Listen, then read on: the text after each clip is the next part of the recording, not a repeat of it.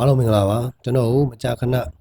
လာမေးနေကြတဲ့ခရမ်းအမီပြောင်းရင်ကုန်ကြစည်ဘယ်လောက်ရှိလဲဆိုတဲ့မေးခွန်းကို sharing လုပ်ပေးမှာဖြစ်ပါတယ်အယောင်းဝယ်ပြုလုပ်ပြီးကို့အမီနဲ့ခရမ်းအမီပေါက်ပြောင်းမယ်ဆိုရင်အစိုးရတတ်မှတ်ထားတဲ့ရောင်းကုန်ဝယ်ကုန်တွေကိုပေးဆောင်ရမယ်ရာပြန်နှုန်းသားတွေကိုလည်းပေးဆောင်ရပါမယ်ရာပြန်နှုန်းသားဆိုတာမြန်မာနိုင်ငံနေရာဒေသအလိုက်အစိုးရတတ်မှတ်ထားတဲ့ရာပြန်နှုန်းသားတစ်ခုနဲ့တစ်ခုမတူညီတာဖြစ်တဲ့အတွက်မြေကွက်တစ်မျိုးနဲ့တစ်မျိုးပေးဆောင်ရတဲ့နှုန်းသားချင်းကလည်းမတူညီပါဘူးအဲ့ဒီတည်းမှာမြေကွက်ကိုခွဲခြမ်းပြီးပန်းရောင်းထားတာဆိုရင်တော့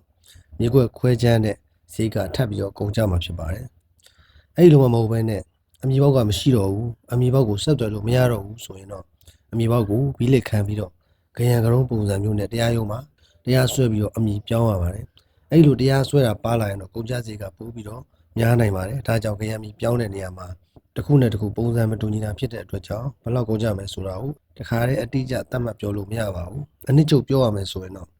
ခရံအမြေပေါက်ရှိတဲ့အချိန်နဲ့ခရံအမြေပေါက်မရှိတဲ့အချိန်ဟာကုန်ကြဈေးကွာခြားပါတယ်။ဒါကြောင့်ကျွန်တော်တို့ရှင်းနေရတယ်ပဲအယောင်းဝယ်ပြုတ်လုပ်ပြီးရတယ်ချက်ချင်းကို့အမည်နဲ့ခရံအမည်ပြောင်းထားပါဆိုပြီးတော့မကြာခဏအကြံပြုနေကြခြင်းဖြစ်ပါတယ်။အားလုံးကိုကျေးဇူးတင်ပါတယ်။